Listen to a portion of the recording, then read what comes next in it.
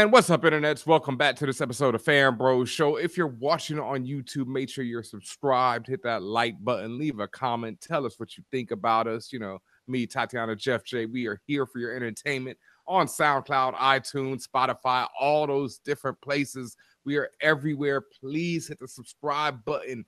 Make sure you're subscribed to us. We need those subscriptions. It's vitally important, so we can continue doing amazing things like one of my favorite segments right here, the Guac.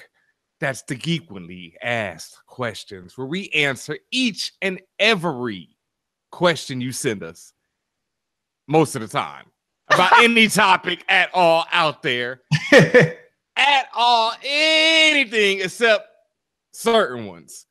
But, we gotta, there's a few questions that just can't be answered. Yeah. Like where the rats grow. Come on, man. I know it's bad tonight. It's very bad. That was all me. What's up first? Let me just be quiet. Up first comes from Repair Man. They write, last movie you fell asleep at or walked out of the theater. I've never done that. I've never walked out of a theater. Oh, I have. I've wanted to walk out of a theater. I've never walked out. If I pay, I'm staying, bro. I'm there until the end. We gonna go through this misery together. But I did fall asleep. See, the thing is with me, if I didn't get enough sleep the day before, and I go into a theater, and even if I'm enjoying myself, if it's some of them chairs are comfortable, it's like I'll doze here and there. But the last movie I fell asleep in was probably like completely fell asleep was Civil War. Was it Civil War or Winter Soldier? 2016 Civil War, right? Damn. But it was because it was Cinco de Mayo. It was Cinco de Mayo. Oh, he was lit. And I went to a happy hour before I went to go see Civil War. I go to see Civil War, and it was lit, but unfortunately, so was I. So I missed a portion of it, and I had to go watch it again. But it wasn't because of the movie; it was because of the tequila. Understandable. I know FanBrosShow favorite Chico Leo walked out of Hateful Eight. Yep. Back in 2015. Famously, as he says. Famously walked out of him and Kim Sony. Well, Kim Sonian stayed behind, but I know he protested that he should leave with him, but he famously left the theater. I know I fell asleep on The Dark Knight Rises, but that was because I was so amped for it, and I think I saw an early showing, and I didn't sleep the night before because I was so hyped. And then I also thought the movie was kind of boring in parts. So yeah, I fell asleep on that. The last movie that I can remember exactly walking out of was Children of the Corn 2. And it was me and my boys one night. This is way back. I mean, movies ancient, obviously. Way back. We're drunk and high as hell one night. And we go to the movie theater. My boy had, he worked at the theater. So he gets all of us in. It's like 10 of us. And we are in there lit out of our minds, cracking jokes, stinking of trees and liquor. And this movie is trash. Like, it is so horribly bad. And at one point, a cornstalk flies through the window of this car and kills a woman. And all of us at that point were like, fuck this, and just got up and walked like out. The Happening? Like the plants is killing the people? No. The children telepathically took the cornstalk and made it. I mean, they were children of the corn. They took it literally in that one. It was part 2, horror sequels. Horror sequels. I don't know ish about that series, and I don't want to know. I'm good. The first one is supposedly good. I've actually never seen the first one. It was one of those things where you walk into the theater drunk. It's the only thing playing at that time, so you're like, fuck it, let's go see Children of the Corn 2. And it is so ass, and we just rolled right out of that joint about 30-40 minutes into it. Interesting pattern between you and Jeff J. There's alcohol involved. No, definitely there. But we didn't even pay to get in, and we were like, nah, time is worth more than this. Right. Come on, we judging now? What up? We judging now? Oh, no. Oh. I mean, I just don't go to the theater drunk because I know I'm going to fall asleep. I didn't mean to. No, that was my last day of my job before I was leaving that life for good. And my coworkers took me out, and you know, I wasn't gonna skimp on their money. Like, I did not pay for this movie, but I am forever irritated, angry that I was dragged to see it because I vehemently did not want to see it. I fell asleep on Independence Day Resurgence. Worst movie ever. Maybe not ever, but one of the worst movie ever in, I don't know, 2016, whenever it came out. Yeah, 2016. Yeesh. I've never seen the whole thing. Bad. It was cable, yeah. It looked bad visual wise. It was bad dialogue and script wise. It was bad character wise. Why did they even bother? So that was my movie. Yeah, I believe that one. Great question. Yeah, great question. What we got next? Next up is, they're back. DJ Rybread 215. Bang bang. They write, who wins in a fight to the death? Agent 47 from Hitman or Batman? I always think these questions are weird. It's pretty much who writes the scene, you know, like who decides, because like, you know, Hulk versus Thing, you know, Thor versus Hulk, One Punch Man versus everyone, you know, it's like whoever writes it is pretty much, you know, decides who wins. Sure, but also if you just take it on his face, like the inherent powers or abilities of that character versus the next. I don't really know much about Agent 47. I'm sure he's a hitman, and obviously he's been in a lot of stuff, so he's killed a lot of people by this point. I still got to go with Batman on that one. Batman is just an ass whipper. You know, it's like it's very few people who are really going to take him down. Isn't Agent 47 like great value Jason Statham? Oh, shit. Oh, yeah, he done then. Yeah, come on. He done, because Jason Statham is done. Give me Bruce. I'd even take Bruce with no prep time. Yeah, no prep time. No prep time Batman. Yeah. It will give Agent 47 work. Yeah, the business. I also say Mr. Wayne. Yeah. Mr. Wayne got this. Sorry. Mr. Wine. Mr. Wine. Cockney accent. Yo, I love that. That Cockney accent. Yo, my gosh. I failed you. Oh, but can I say this is my favorite? No. Yeah, I was watching Moments of Alfred the other day and I was crying. Oh my God, yo. Michael Caine is in those movies giving his best. Crying. I failed you. Oh, poor man. Oh my God. Oh gosh, moving on. No, but before we move on, I just have to say this shit. I really hate when people are like, "Oh, One Punch Man could beat everybody." I'm like, dude, all this. I've watched some of his anime. I haven't watched everything, but all this dude does is punches. You can't beat someone like Doctor Strange. You can't beat someone like Thanos, like because you can punch them one time. Because you ain't getting close enough. You ain't doing. Well, not Thanos. No, Doctor Strange either. You a rap, bruh. Rapsty time. Open up a portal, you go somewhere else, One Punch Man. I don't worry about you anymore. Dog, One Punch Man can't even beat Floyd Mayweather. He wouldn't be able to tell. Now there's gonna be a fight on the timeline. Here we go. But that's facts. Facts. I'm betting on Floyd on that one. I'm putting my money on Money Team. You know? Sorry. Bio-reprehensible personal life aside. Just talking. Inability to read aside, you know. Come on, man. Oh God. Okay, yeah, we're moving on. We're moving on. One Punch Man might beat him in a spelling bee, but I'm not sure about One Punch Man would beat Floyd. Sorry to tell you. No, he can't touch him. One Punch Man can't. Floyd is not a superhero. Floyd does not have magical powers. Floyd is still a human being. And if you're talking about a boxing match, which is very regular, when you're talking about something versus Thanos, One Punch Man is winning.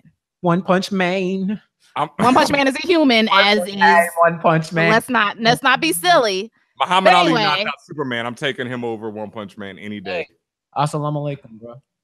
Facts. Greatest.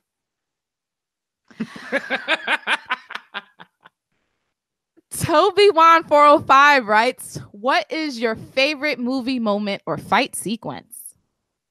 Ooh, that's such a broad ass question, Toby Wan. Oh yeah. You gotta play the Guac questions before you answer the Guac. I'm just wondering, like, I'll go with a fight sequence, I guess, and even that's like, It's hard. I mean, we kind of talked about it last week or maybe even the week before when we were one of our favorites was Captain America's Winter Soldier, right? That's the elevator scene. So I mean, old boy, there's so many great ones. One I'll recommend that I just saw recently was Atomic Blonde. I did not think the movie was that good. I didn't like that movie at all. Yo, that's when I fell. That's when I walked out of. I walked out of my couch, out of the room because it was on Netflix. I said, "F this movie." Oh, did you walk out before the fight scene where she has in the I walked out in the first 5 minutes. Oh no, okay, all right. Go back to Netflix and just fast forward to the fight scene. It is when I talk about some insanely dope shit like that. It's like a good 10-minute fight scene where she up and down these stairs in through these rooms. It is insane. Like it's one of the best choreographed fight scenes I've seen in a long time. So just watch it for that one fight. Oh hell yes! I mean, fast forward right to that. You can turn it off. Okay, cool, perfect. But oh my god, it's so dope. Like that shit is. So what about you, Jeff? I'll go old school because we brought the MCU fight scenes. If you haven't seen it, if you like kung fu movies, check out a movie called The Drunken Master. Oh God. Jackie Chan. Yes. Oh yeah. The whole movie. You want to know my fight scene? The whole movie. And he made 2. Yes. He made 2. Part 2 to me is when it gets silly. Silly. And he does all his own stunts. Oh, and let's just say if I'm ever at a bar and Jackie Chan is drinking, I'm not testing him. That's not the time that you're going to get over on Jackie Chan. He might actually be more dangerous with Henny in his system. Unlike any black man in America. More dangerous than J.R. Smith? Jordan Bell now. Yeah, Jordan Bell. Now the Henny. He had Henny SP. Anything is possible. Henny Hardaway. All right, what's next? Next up, No1215 writes, with remakes like Resident Evil 2 and Final Fantasy 7 in the works, what video games would you love to see get a remake?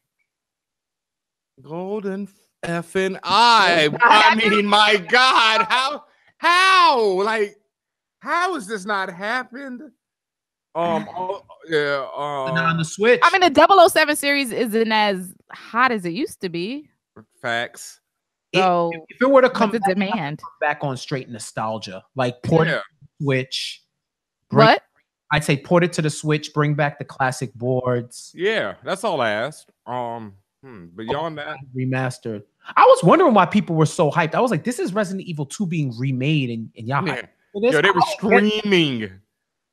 I mean, there are diehard Resident Evil fans. I'm not one of them, but there are diehard fans of it. So I get the excitement.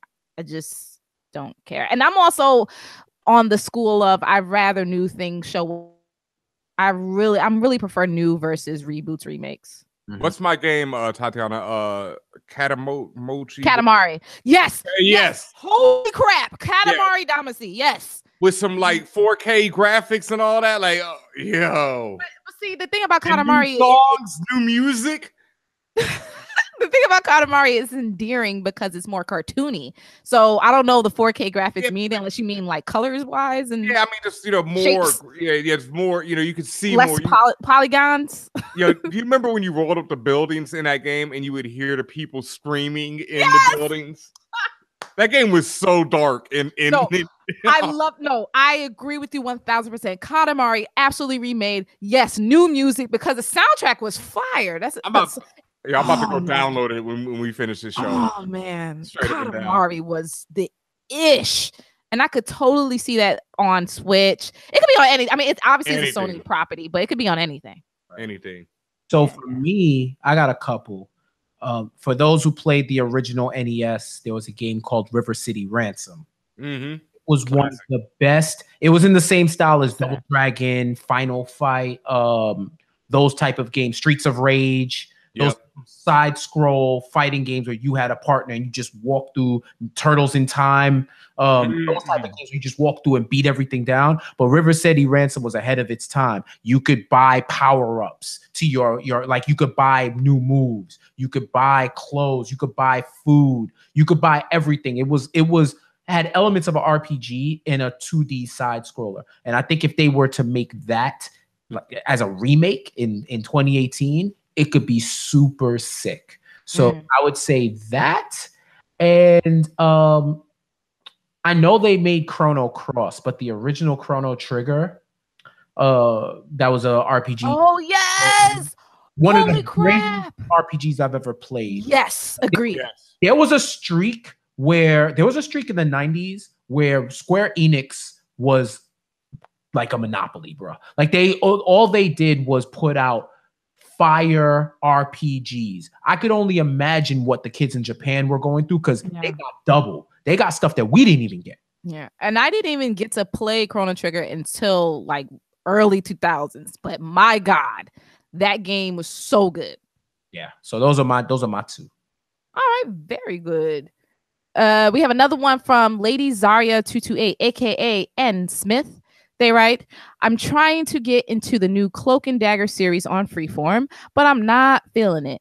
I don't know much about the origin story, but are they even considered mutants, or are they something else since they weren't born with the gifts? Just wanted your opinion. Love you guys.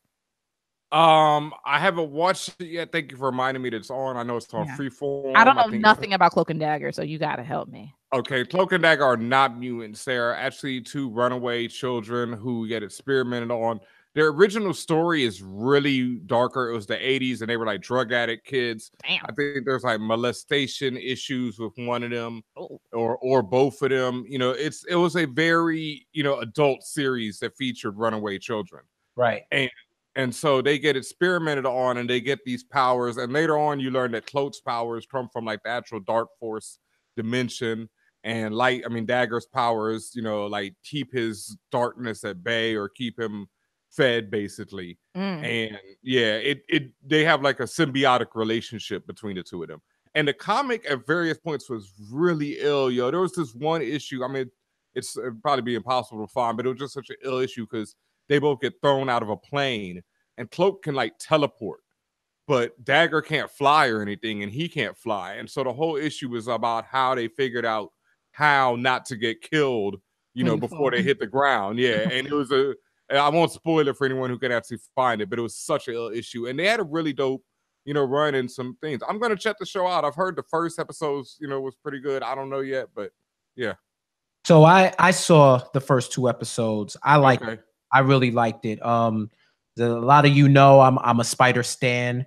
Their first appearance was in Spectacular Spider-Man, and they're part of Spider-Man's crew, or cast of characters.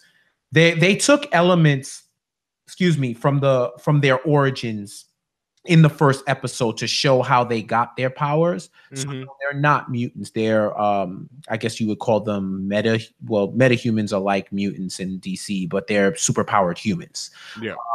And their story is a lot of the characters that are derived from Spider-Man's world are about the people that just so happen to have powers. So you got Tyrone Johnson, no relation, who none either. Right. Whose brother's killed, and Tandy comes from a broken family, and then they just find each other. And then from that relationship, and they're connected through their powers and how they got them, it's symbiotic. They need each other to survive, but they wouldn't have if they didn't have that friendship. And one thing about Freeform that I really like, I wish there was a Freeform when I was like, right? Oh my God. Stuff like Blackish. I'm not Blackish, Grownish. Yo, Freeform is different. They handle young adult content. Of course, it's Freeforms, but they go deep to at least the level 2. Like there was a scene in the first episode where Tandy's having sex, and it's on Freeform. Like, clearly they're fucking, dog. Like that's what's occurring in my face right now. And this is a Marvel show, and yeah, they do it on Netflix, but I mean, these are kids. But these are teens. And it's if you watch a lot of the content on Freeform, it's real. It's like what you deal with as a teenager, not sugar-coated in a saccharin-laced, diabetes shock-filled after-school special theme show. It's real. And I enjoyed it. I don't think if you go into these shows, don't always go in thinking that you're going to see the Avengers. Just go for the story and run with it, because I do think Storyline alone, it's compelling enough, regardless if it was Marvel or anything else. And from there, they look like they have a good foundation for a show. So I would check it out. They're very compelling characters to me. Oh, hell yeah. No, Cloak and Dagger, as far as comic books, are great characters. You know, some of my favorites. And also, like you said, Freeform with Grownish and Runaways. Yeah. I haven't got to Runaways, but I heard good things. Yeah, I really enjoyed the first season of Runaways. It's definitely not as good as the comic, but that comic was stupid incredible. And so, you know, I'm waiting for the second season and further seasons to see if it can match the level, but it was definitely good. Anything else tonight? One more. The last one comes from Chiznuke, aka to Chisholm. They write, how are y'all feeling about the Game of Thrones prequel announcement? Any people or battles you're looking forward to? Please say that Castle Black got it covered when it drops. Of course, Castle Black has it covered when it drops. Right. You know, Castle Black might be returning for some recaps of all the seasons that we missed because we were on Castle Black that's time. What we said we were going to do. For those who don't know, because there are new listeners and people who may have missed it, we also had a podcast we started last year called Castle Black, which features the blackest Game of Thrones podcast in all the realms, where we recapped every episode. So we did all of the episodes last season, and the plan is to come back with it on the last season. And then now with this prequel, which is supposed to be, well, it's in the works, and it's supposed to be set in the Age of Heroes. Yeah. Which is far before everything we've seen. That's way before everything we've seen. Yeah, there's actually an animated series. I think it was on the last DVD. I watched it online, where it's like about an hour long, that shows a lot of the history of Westeros, and it's narrated by various members of the cast of Game of Thrones. It's really good. It's really interesting because, like, the portions of the Stark are narrated by a Stark. You know, the portions of a Lannister are narrated by a Lannister. Okay. Yeah, what's his name? The dead brother of Daenerys narrates the portion about the Targaryens. Oh, that makes sense. And he's all arrogant like he always was. You know, he's such an asshole as always. And so that shows a lot of it. And I'd like to see that. I want to see the Targaryens when they're at their peak, when they build up their home and they had dragons. Like mad dragons. Mad dragons. You know, I'd like to see that era before the fall, before the great cataclysm that comes to Westeros and breaks everything apart. Right. I'd like to see that era. Hopefully they go for that. They're saying it's going to be the period at the beginning of the Long Night. So the generation of winter that basically starved the entire population of Westeros, and where the White Walkers fought against the living. Yep. So that major like time. That's what this is supposed to be in terms of that. So to answer your question, we're clearly looking forward to it. I'm looking forward to seeing more dragons. I'm always looking forward to seeing more dragons, real dragons. Not Unleash the Dragons for anyone who went to the Super Video Brothers. You know when I make Wow. But yeah, so is Castle Black gonna cover it? We're gonna cover it. Hell yeah, of course we're gonna cover it. And Castle Black will return. I'm gonna have to consult Deadly Diva exactly on when that will happen and when this prequel will happen, because she's the true Game of Thrones master. Shout outs to Deadly Diva and Outlaw Bars podcast, because I see someone else asked, you know, what are your top 5 anime recommendations and everything? And I'm like, do you listen or you subscribe to Outlaw Bars? Because if you're not, you need to be. Outlaw Bars is our sister podcast that features 3 black women. That's right. I said 3 black women discussing anime and all the good things that come with it. And I get all of my I get all my anime recommendations from them, like legit. All of them, especially because they say Dragon Ball Z is trash. Facts. Are you kidding me? You know what? Oh, God. That was literally episode 1, Jeff. What? Yeah. I'm going back. Fuck that. I'm going back so I can troll properly.